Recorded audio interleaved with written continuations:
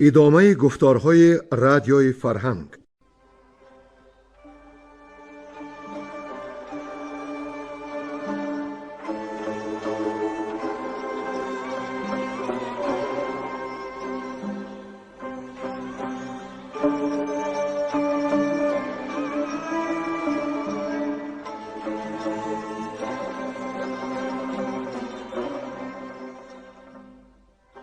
بسا رنج بردم در این سال سی، عجم زنده کردم بدین پارسی.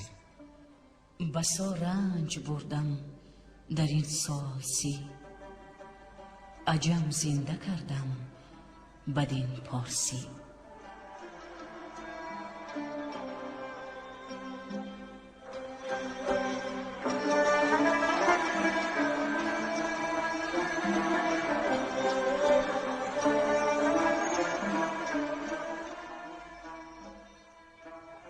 محفل ادبی به استقبال جشن هزاره شاهنامه بیزوال ابوالقاسم فردوسی. صدر محفل لایق شیرانی.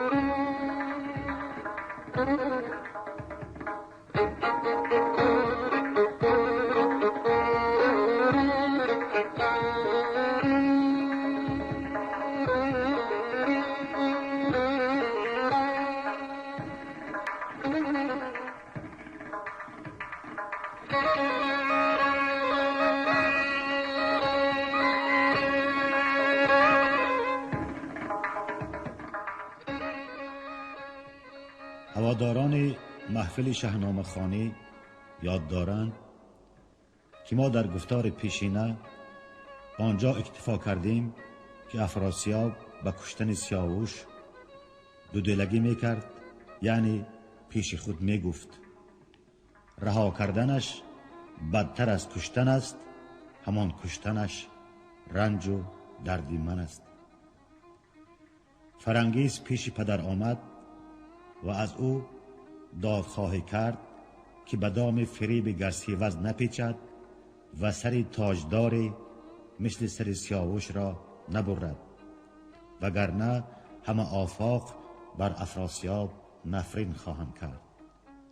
اما گروه ستمگر امر گرفته بود تا سیاوش را بکشد.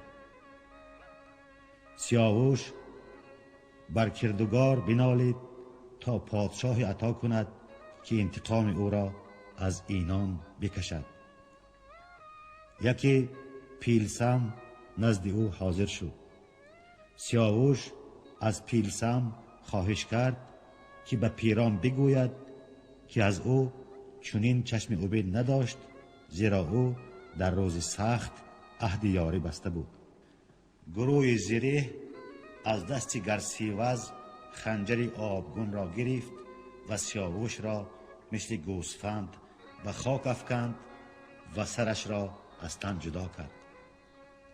از خون سیاوش تشت پر شد. آن تشت را به جای ریخت که گیاهی بدمید به نام خون سیاوشان. فرنگیس از این فاجعه موکنان و روخراشان میگریست و با همه آواز بر جان افراسیاب نفرین میکرد. خروش فرنگیس به گوش شاه رسید. او فرمود که گرسیوزی بدنهاد را سخت مجازات کنند و دیگر همه رو به سوی پیران نهادند. از همه ادباری که بود بر او باز گفتند. ضحاک به پیران گفت که زود فرنگیس را برهاند، زیرا او را به خواری خواهند کشت. پیران به سر وقت فرنگیس رسید.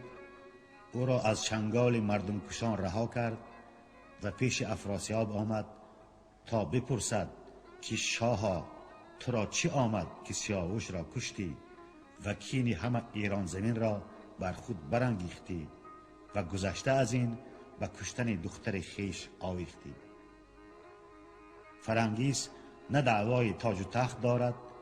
و نه دعوای اورنگ شاهی کودکی در نهان دارد. افراسیاب راضی شد که پیران فرنگیش را با خود ببرد. شب پیران خواب دید که سیاوش بر تخت نشسته و میگوید که روزی نوایین و شب زادن کیخسرو است. پیران گلشهر یعنی مادر فرنگیس را بیدار کرد تا رود از فرنگیس خبر بگیرد. گلشهر پیش فرنگیس آمد، دید از بر ماه شاه جدا شده، یعنی کیخسرو به دنیا آمده. پیران از زادن کیخسرو شاد شد و پیمان کرد که از چنگ شاه ایمن می دارد. او را نزد شبانان به کوه فرستاد که از کارهای گذشته هیچ یادش نآید، زیرا جهان را به مهر او نیاز خواهد بود و ایران و توران بر وی نماز خواهند آورد. و اینک دوام داستان را بشنوید. گویندگان بیرنگ کهدامنی، گلنسا زمانی، شمس‌الدین و کمینه.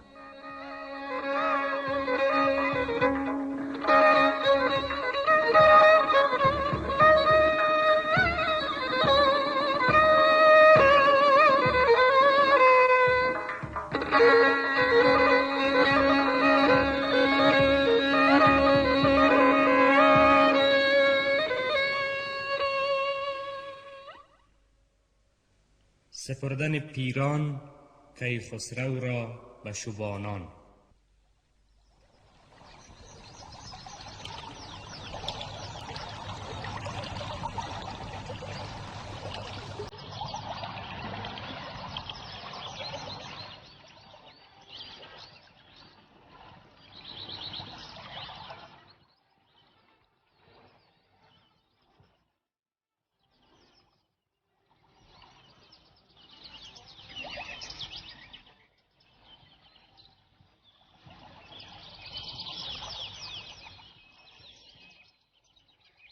شبانان کوه قلو را بخوان و آن شاهزاده سخنها براند.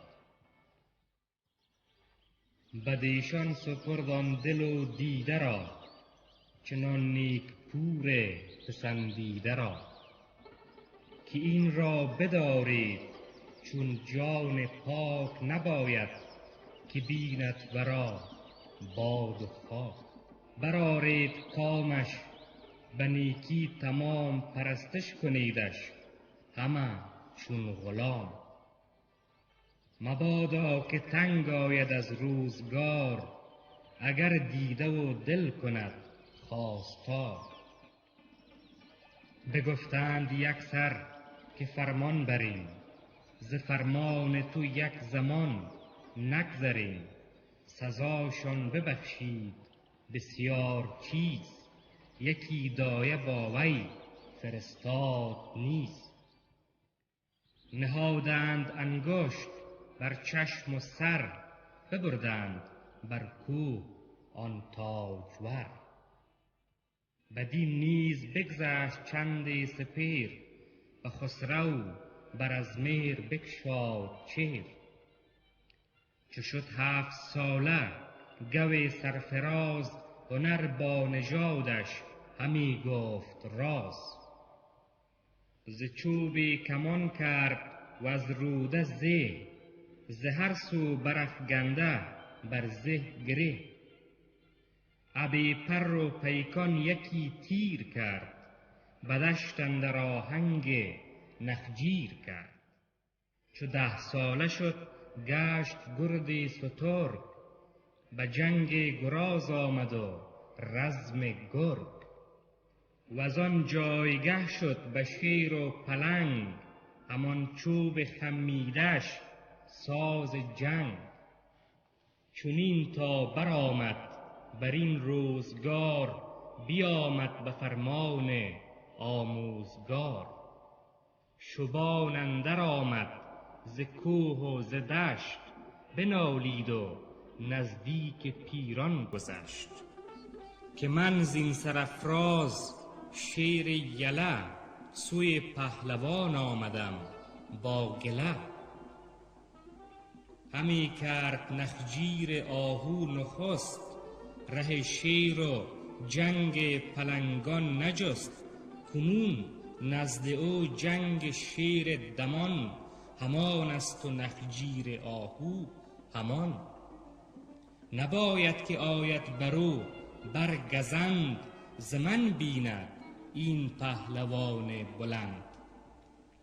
چو بشنید پیران بخندید و گفت نماند نژاد و هنر در نهفت. نشست از بر باره دست کش بیامد بر شیر خورشید فش. همانگه برآمد بر او جوان نگه کرد بالای او پهلوان. روان گشت شهزاده مانند باد بیامد دوان دست او بوسه داد. چو پیران بدید آنچنان فر و چهر رخش گشت پر آب و دل پر ز مهر. و بر در گرفتش زمانی دراز همی گفت با داور پاک راز. بدو گفت خسرو که ای پاک دین و تو باد رخشنده توران زمین. ازیرا کسی کت بداند همی و جز مهربانت نخواند همی. شبانزاده ای را چنان در کنار بگیری و از کس نیاید عار. خردمند را دل برو بر بسوخت به کردار آتش رخش برفروخت.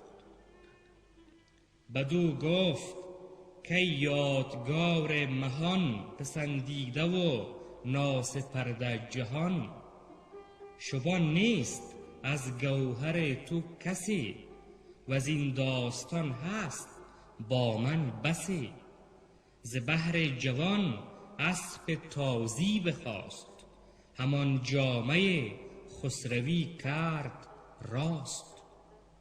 به ایوان خرامید با او به هم روانش ز بهر سیاوش دژم. همی پرورانیدش اندر کنار بدو شادمان بود و بهروزگار. از او دور شد خورد و آرام و خواب ز مهر وی و خشم افراسیاب. بدین نیز بگذشت چندی سپیر به دل در همی داشت.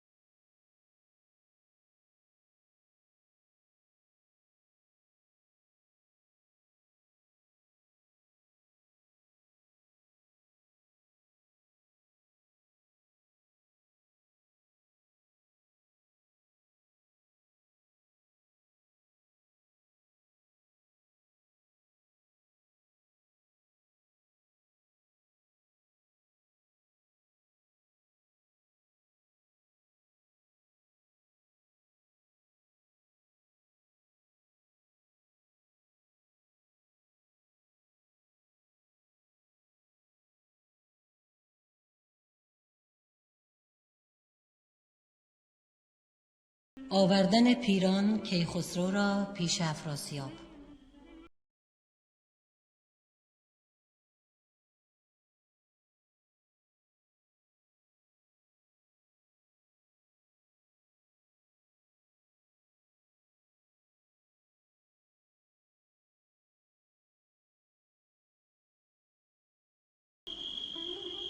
شب تیره هنگام آرام و خواب کس آمد ز نزدیک افراسیاب.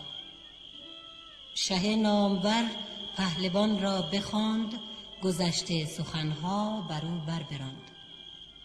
کز اندیشه بد همیشه دلم بپیچد، همی غم ز دل نگسلم. از این کودکی که سیاوش رسید، تو گفتی مرا روز شد ناپدید. نبیره فریدون شبان پرورد، ز رای بلند این کی اندر خورد. از او گر نوشته به من بر بدیست، نگردد به پرهیز کان ایزدیست. چو کار گذشته نگیرد به یاد، بود شاد و ما نیز باشیم شاد. وگر هیچ خوی بد آید پدید، بسان پدر سرش باید برید. بدو گفت پیران که ای شهریار، تو را خود نباید کس آموزگار. یکی کودکی خرد چون بیهوشان، ز کار گذشته چه دارد نشان.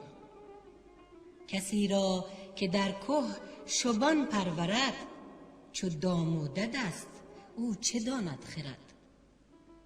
شنیدم ز دارنده این نیز دوش، که شد آن پری چهره بی رای و هوش. به چهر و به بالاست با برز و فر، خرد نیستش در سر تاجور. تو زین خود میندیش و زینسان مکوش.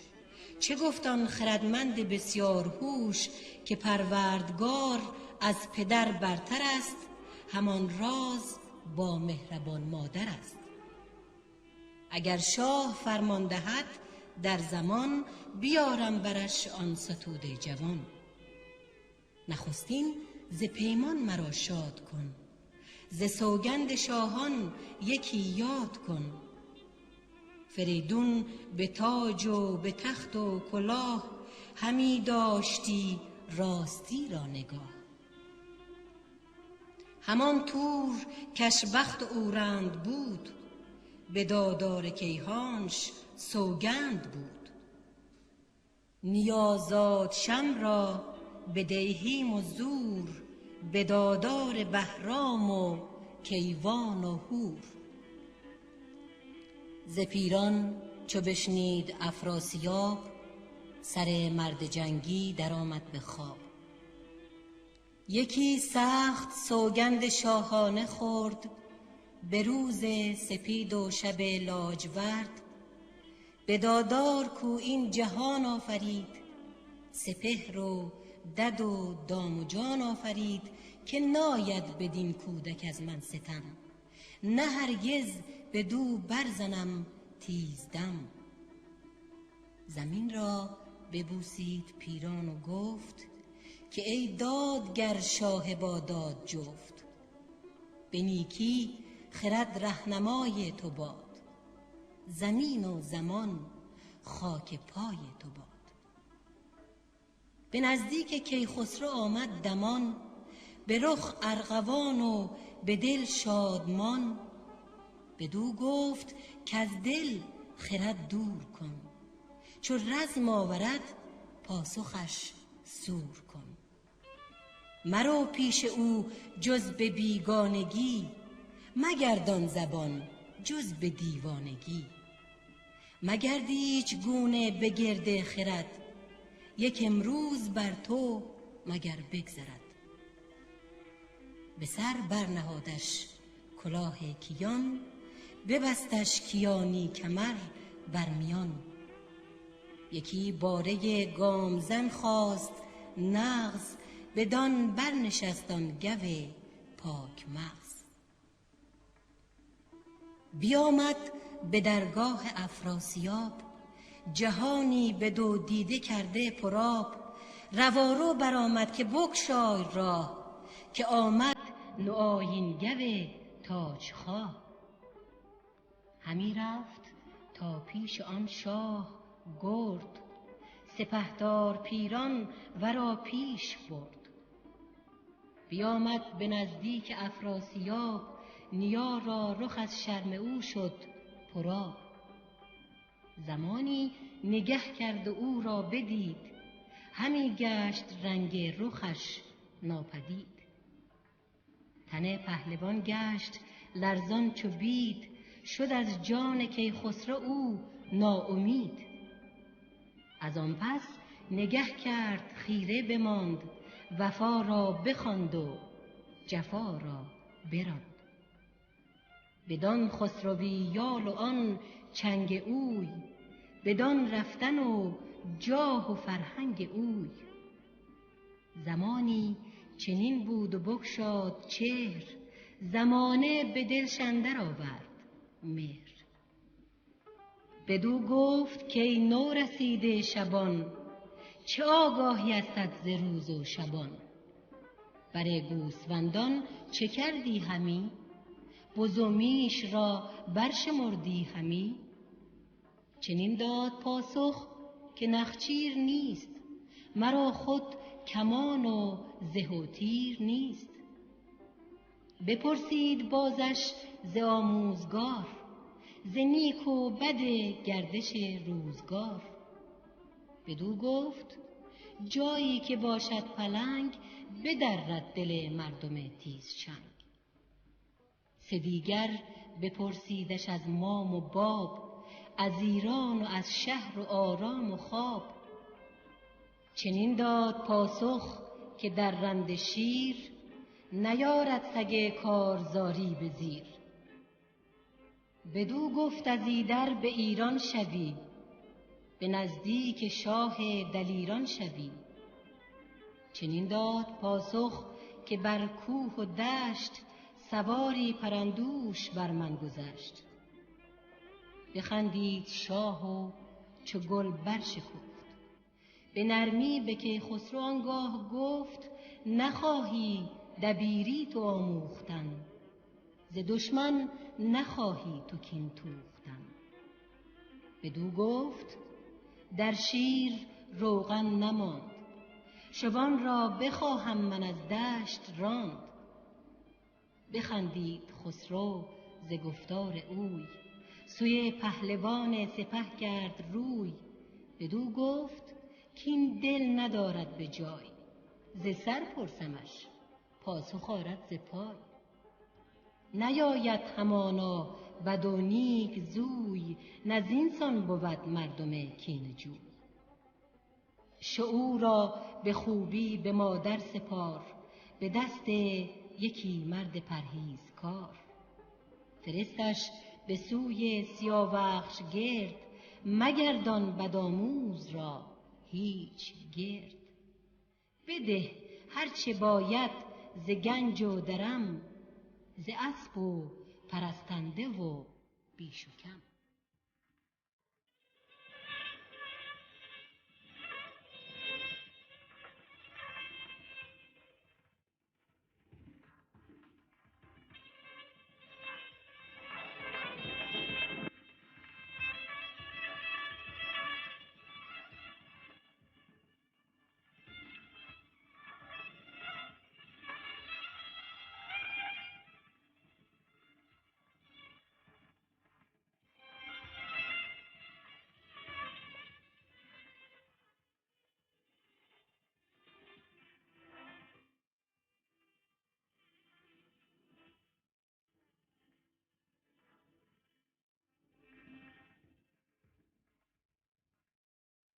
بازگشتن کیخسرو به سیاوشگیر.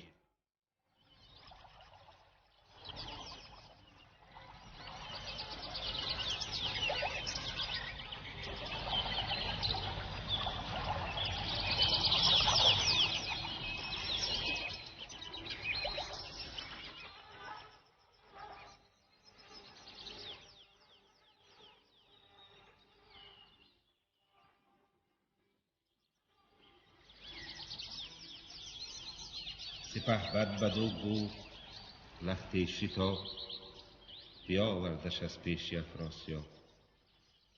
به ایوان خویش آمد افروخته، خرامان و چشمی بدی دوخته. همی گفت از داوری روزگار، درخت نو آمد جهان را به بار. دری گنج های کهن باز کرد، ز هر گونه شاه را ساز کرد. ز دیبا و دینار و دور و گوهر، ز اسپ و سیده و کلاه و کمر. هم از تخت و هم بدرهای درم، ز گستردنی ها و از بیش و کم. همه پیش کیخسرو آورد زود، بداد و دهیش آفرین برفزود. گسی کردشان سوی آن جایگاه، که سازیده بود خسروی نیک خواه. برفتند شادان بدان شارسان، کجا گشته بود آن زمان خارسان. فرنگیس و کیخسرو آنجا رسید، ز هر سو بس مردم آمد پدید. پذیره سپردند روی زمین، زبانی همه شهر پر آفرین. کزان بیخ برکنده فرخ درخت، از این گونه شاخ برآورد بخت. ز شاهی جهان چشم بد دور باد، روانی سیاووش پر از نور باد. همه خار آن شهر شمشاد گشت، گیا در چمن سرو آزاد گشت. دد و دام آن شادمان گشت نیز، ز جانی سیاووش به هر کس عزیز. ز خاکی که خونی سیاووش بخورد، به ابر اندر آمد یکی سبز نرد. نگاریده بر برگ ها چهره اوی، همی بوی مشک آمد از مهر اوی. بدای مه بسانی بهاران بودی، پرستشگهی سوگواران بودی. چنین است کردار این چرخ پیر، ستاند ز فرزند پستان شیر. چو پیوسته شد مهر دل بر جهان، به خاک اندر آرد یکی ناگهان. مباشید گستاخ با این جهان، که او بدتری دارد اندر نهان. از او تو به جز شادمانی مجوی، به باغ جهان برگ اندوه مبوی. اگر تاج داری وگر کفش تنگ، نبینی همی روزگاری درنگ. مرنجان روان کین سرای تو نیست، به جز تنگ تابوت جای تو نیست. نهادن چی باید به خوردن نشین، به امید گنجی جهان آفرین. ز گیتی تو را شادمانی است بس، که او هیچ مهری ندارد به کس. یکی را سرش برکشد تا به ماه، فراز آورد راستش زیر چاه. چنین است کردار چرخی برین، گه این بران و گه آن برین. ز خونی سیاووش گذشتم به کین، به آوردن شه ز توران زمین.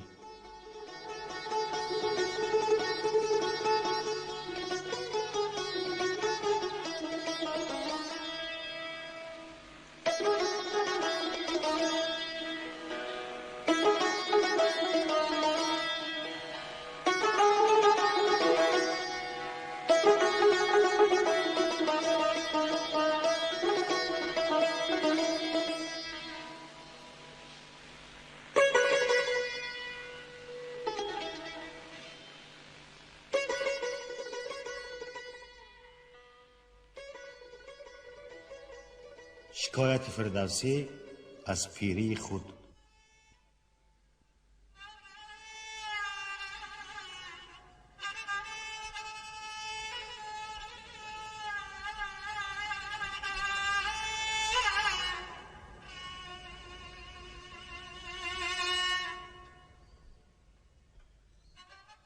چو آمد به نزدیک سر تیغ شست، مده می که از سال شد مرد مست.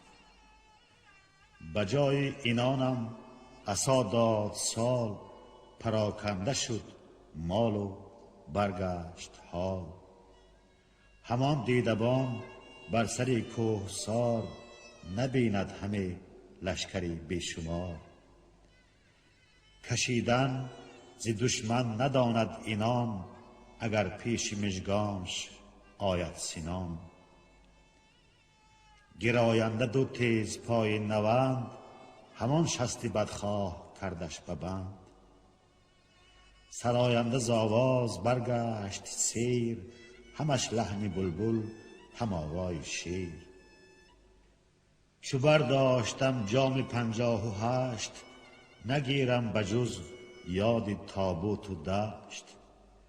دریغ آن گل و مشک و خوش آب سی، همان تیغ برنده پارسی.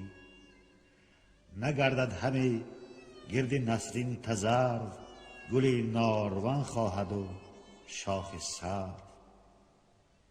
همه خواهم از داور کردگار، که چندان امان یابم از روزگار. کز این نامور نامه باستان، بمانم بگیتی یکی داستان. که هر کس که اندر سخن داد داد، ز من جز به نیکی نآرد به یاد. بدان گیتیم نیز خواهشگر است، که با ذوالفقار است و با منبر است. منم بنده اهل بیت نبی، سرافکنده بر خاکی پای وصی. به گفتار دهقان کنون بازگرد، نگر تا چی گوید سراینده مرد.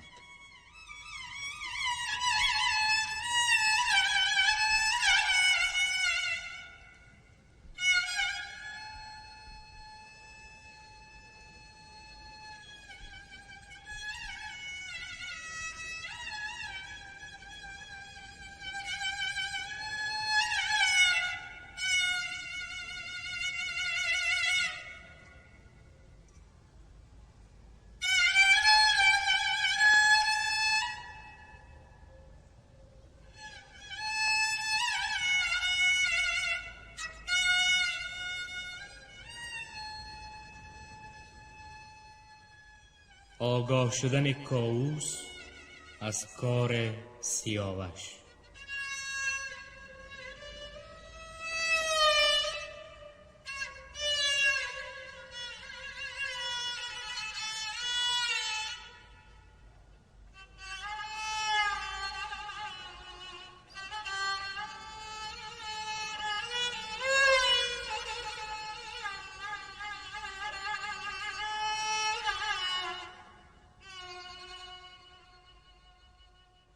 چو آگاهی آمد به کاووس شاه، که شد روزگار سیاوش تباه.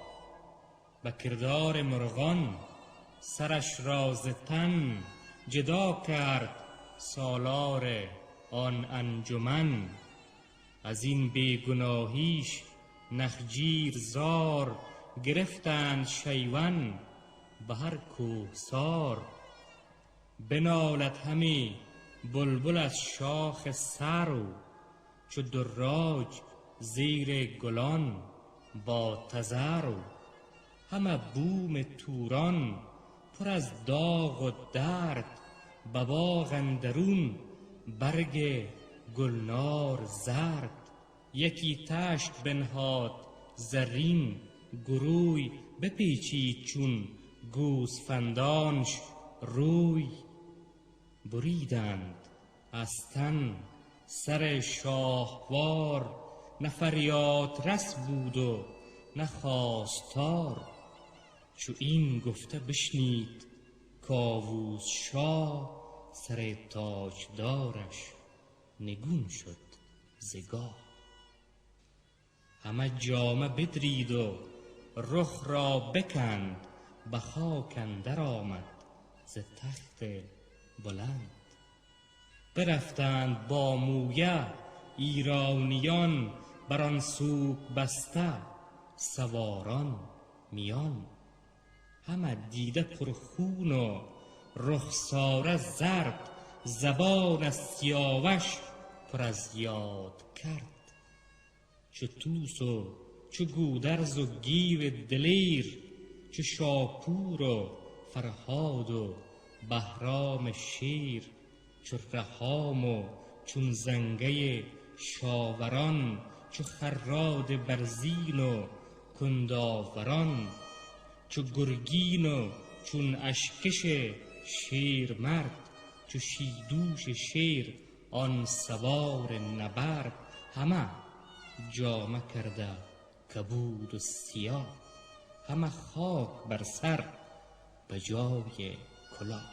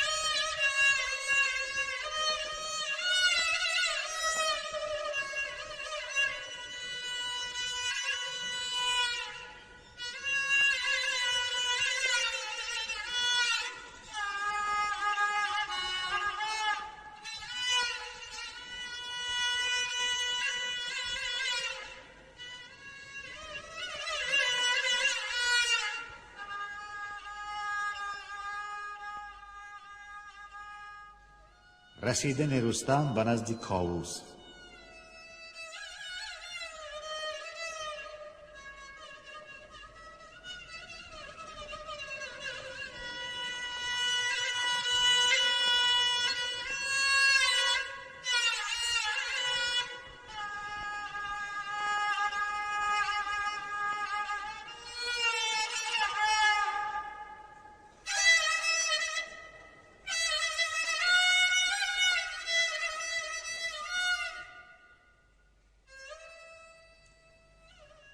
پس آگاهی آمد سوی نیمروز به نزدیک سالار گیتی فروز، که از شهر ایران برآمد خروش. ز مرگ سیاوش جهان شد بجوش. پراکند کاووس بر تاج خاک، همه جامه خسروی کرد چاک. سیاوخش را سر بریدند خار، به خاک اندر آمد سر شهریار. تهمتن چو بشنید زو رفت هوش، ز زابل به زاری برآمد خروش. به انگشت رخساره برکند زال، پراکند خاک از بری تاج و یال. یکی هفته با صبح گشته دژم، به هشتم برآمد ز شیپور دم. سپه سر به سر بر دری پیلتن، ز کشمیر و کابل شدند انجمن. به درگاه کاووس بنهاد روی، دو دیده پر از خون و دل کینه جوی. چون نزدیکی شهر ایران رسید، همه جامه پهلوی بردرید. به دادار دارنده سوگند خورد، که هرگز تنم بی سلیح و نبرد نباشد. نه رخ را بشویم ز خاک، سزد گر نباشم از این سوگناک. که تا کینه شاه باز آورم، سر دشمنان زیر گاز آورم.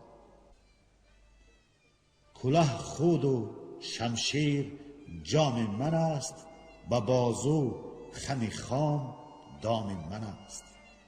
مگر کین آن شهریار جوان، بخواهم از آن ترک تیر روان. چو فردا برآید بلند آفتاب، من و گرز و میدان و افراسیاب. چنانش بکوبم به گرز گران، که پولاد کوبند آهنگران.